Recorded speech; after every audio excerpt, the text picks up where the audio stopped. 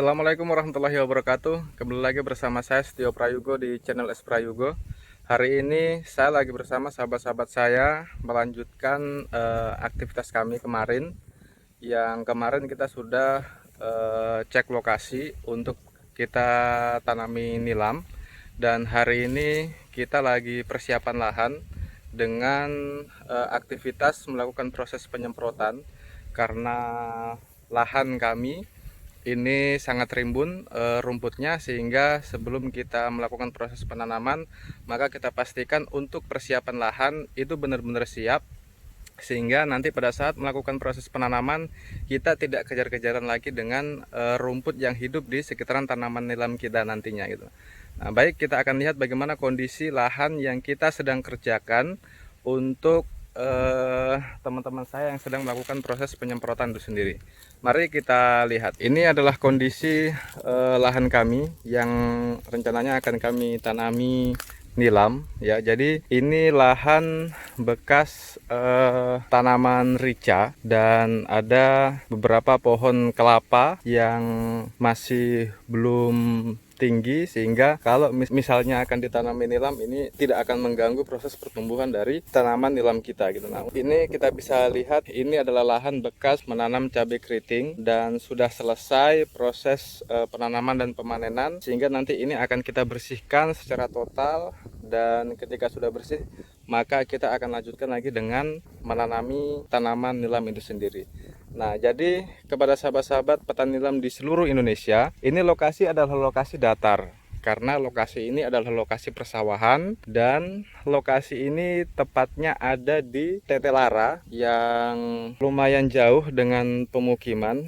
Dan ini sahabat saya ini adalah petani rica, sehingga karena lahannya sudah tidak dimanfaatkan kurang lebih selama setahun, maka kita akan manfaatkan dengan ditanami tanaman nilam itu sendiri. Nah, ini terlihat masih ada mulsa yang terpasang dan masih ada tanaman cabai keritingnya. Nah, nantinya ini akan kita cabut semua, kita bersihkan semua, dan kita akan lanjutkan dengan proses penanaman. Nah, jadi kepada sahabat-sahabat semua, ini lokasi datar ini, kalau misalnya sahabat-sahabat semua ingin menanam di lokasi datar seperti ini, maka kita bisa pastikan gulutan itu mesti ada gitu. Kenapa gulutan itu mesti ada? Untuk mengantisipasi jika terjadi curah hujan yang tinggi sehingga tanaman nilam kita tidak tergenang oleh air. Nah, sehingga ini masih ada gulutan, sehingga ini yang nantinya kita akan manfaatkan gulutan ini untuk menjadi media tanam kita gitu. Jadi ada 3 tangki dan ada 3 orang yang melakukan proses penyemprotan. Ini terlihat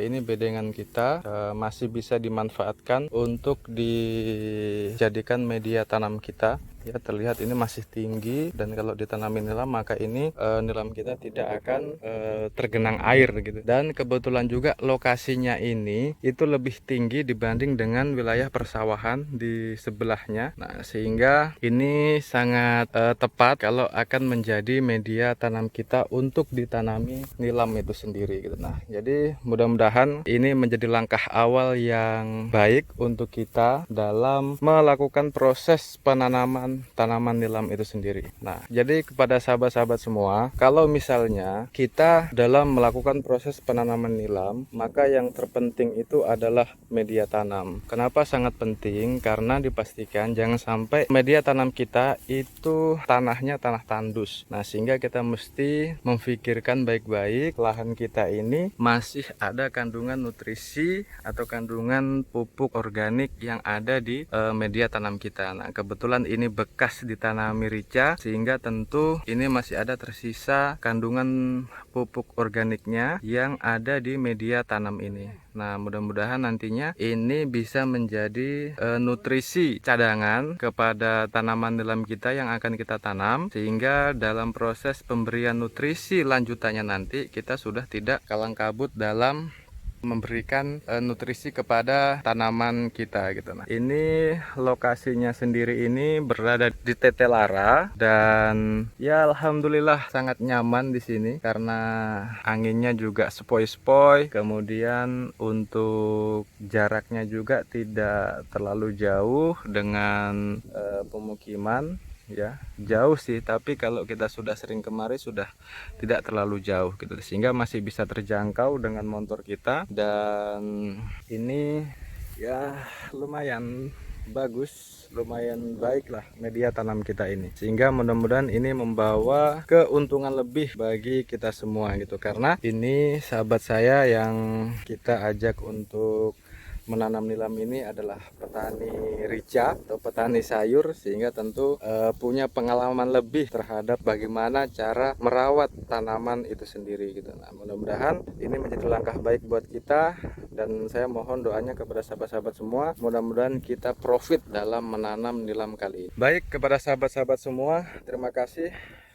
Cuacanya sangat luar biasa, dan tadi kita sudah memulai dari ujung sana dan terlihat sudah ada perubahan dari kita menyemprot tadi. Nah, ini nantinya pasca kita melakukan proses penyemprotan ini, kita akan melakukan proses pembakaran dan kita akan lakukan proses penyemprotan lagi menggunakan obat sistemik gitu. Karena ini kita hanya memakai obat pembakar, sehingga untuk mempercepat proses matinya rumput yang ada di lahan ini. Baik, terima kasih kepada sahabat-sahabat semua, terus support saya dalam rutinitas kita dalam memproduksi minyak asiri nilam itu sendiri. Terima kasih kepada sahabat-sahabat petani nilam di seluruh Indonesia. Saya Setio Prayugo, salam petani nilam Indonesia. Wassalamualaikum warahmatullahi wabarakatuh.